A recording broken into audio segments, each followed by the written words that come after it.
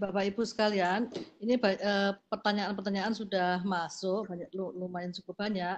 Namun karena waktu, ini saya coba merangkum beberapa pertanyaan yang mirip ya, yang mungkin bisa saya sampaikan menjadi sekitar 3 pertanyaan dulu ya. Ibu Rustiawati, ini saya sampaikan 3 pertanyaan ya Bu ya. Yang pertama itu terkait dengan ini Bu, olahan pangan jenis apa saja yang perlu didaftarkan. Sekarang yang paling penting untuk saya bisa ke Zoom aja dulu.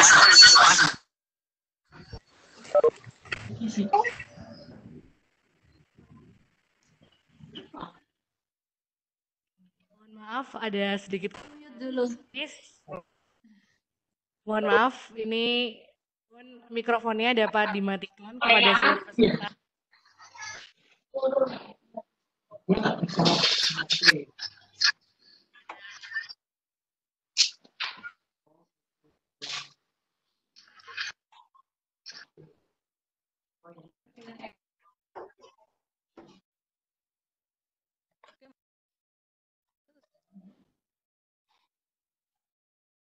Ini otomatis.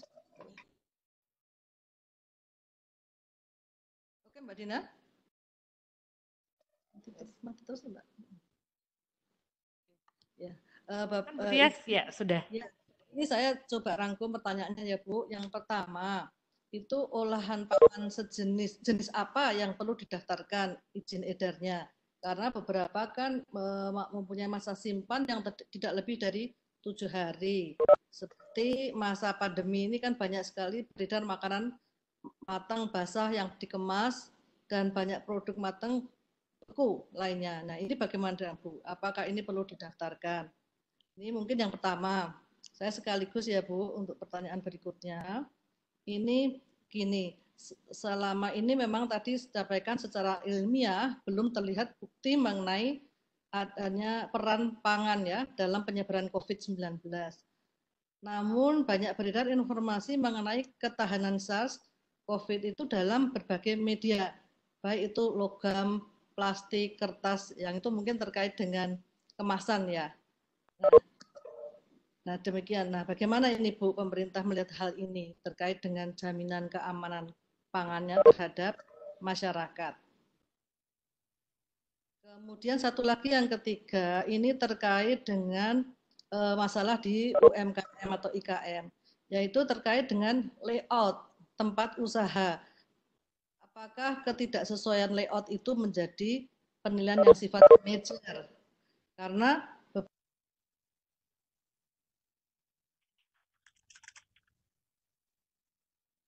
khusus dengan layout sesuai dengan alur produksi. Jadi apakah ada persyaratan minimal lagi yang harus dipenuhi ya, sehingga edarnya bisa diperoleh. Demikian Bu, ini 3 pertanyaan. Monggo Bu Rustiawati. Baik Bu Tias Utami. Tadi satu-satu ya, saya jawab yang pertama, pangan olahan. Jadi izin edar itu ada 2 ya, yang dikeluarkan oleh Badan POM dan yang dikeluarkan oleh Dinas Kesehatan Kabupaten Kota atau Bupati Wali Kota. Ya, itu didelegasikan oleh Badan POM kepada pemerintah daerah Kabupaten Kota karena mengingat sifat dari produknya. Jadi produk-produk low risk yang sifatnya risiko rendah itu didelegasikanlah kepada pemerintah daerah karena tidak mungkin semua produk pangan itu izin edarnya di cover oleh Badan POM. Yang MD dan ML saja sudah katakanlah ribuan, puluhan ribu bahkan jumlahnya, dan itu kan harus dikawal. Ketika izin edar dikeluarkan harus dikawal ya, harus diawasi, harus diuji di laboratorium, di sampling, diperiksa sarananya. Nah ini tentu tidak mungkin dilakukan Badan POM semua. Oleh karena itu sebagian didelegasikan kepada pemerintah daerah dalam bentuk surat apa yang PIRT, nomor PIRT ya. Itu yang low risk. Nah, kemudian ada itu izin dalam konsep izin edar.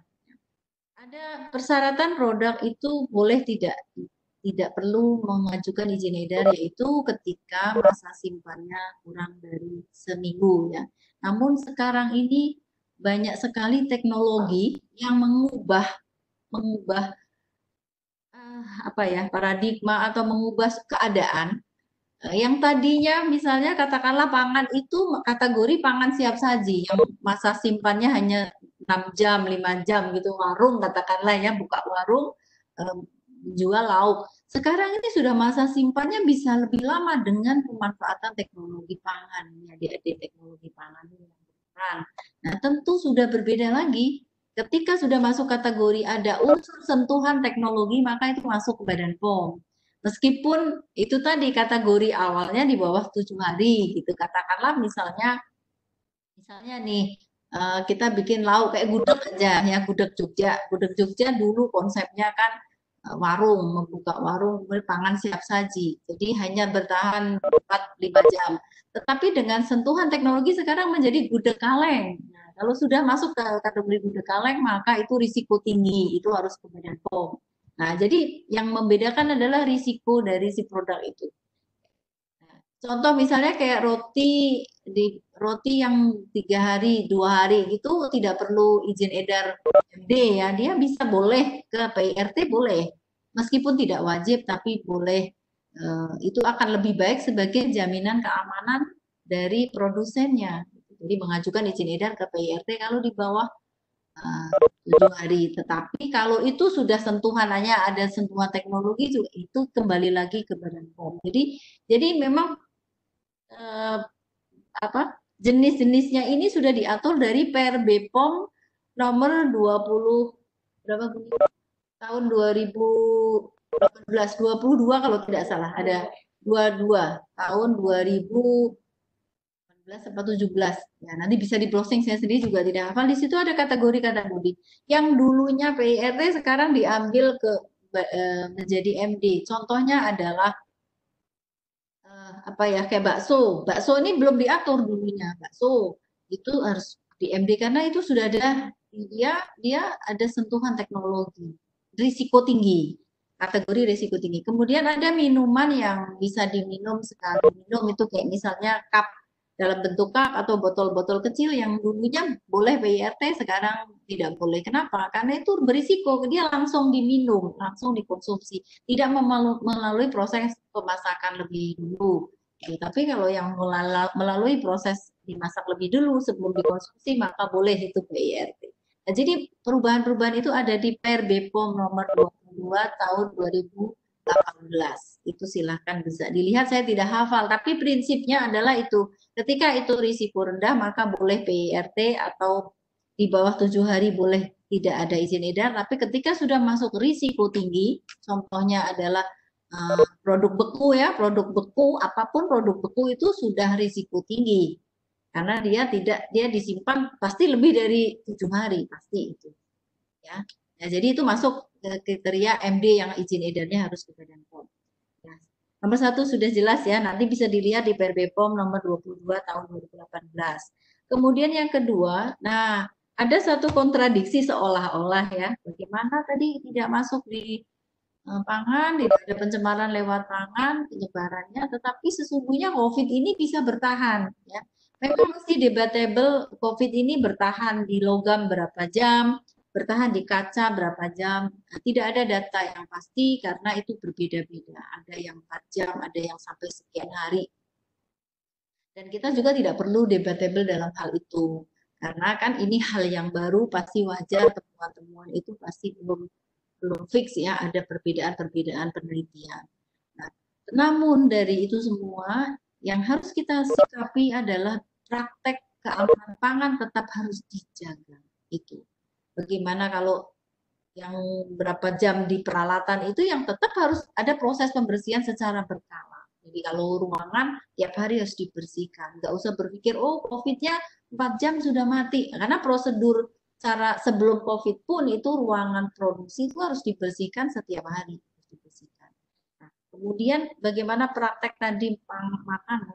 Yang paling aman adalah makanan siap saji itu harus diproses lagi. Minimal Minimal masukkan ke microwave dengan suhu berapa, suhu makro sekian menit itu mati.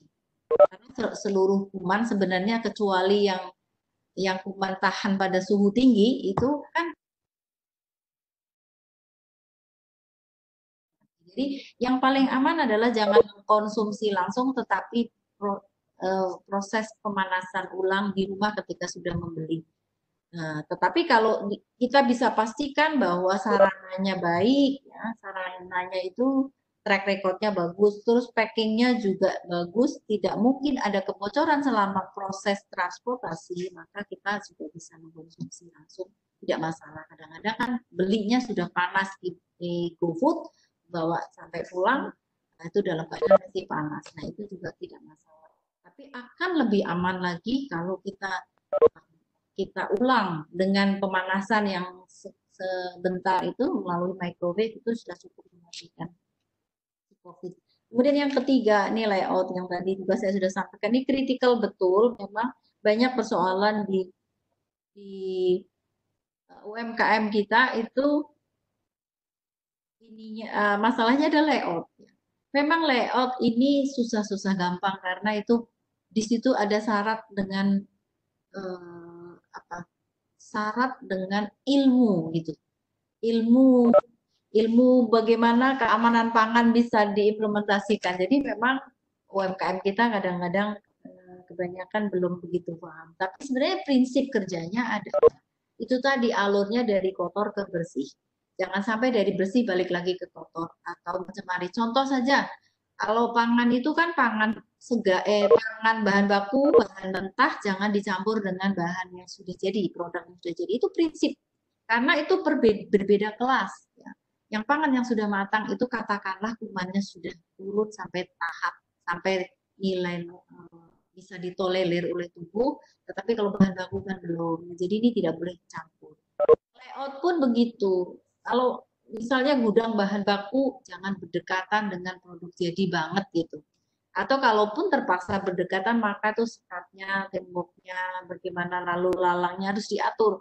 Jadi memang itu syarat dengan keilmuan. Nah ini yang oleh karena itu kami sarankan memang konsultasilah, konsultasilah. Kalau memang belum paham.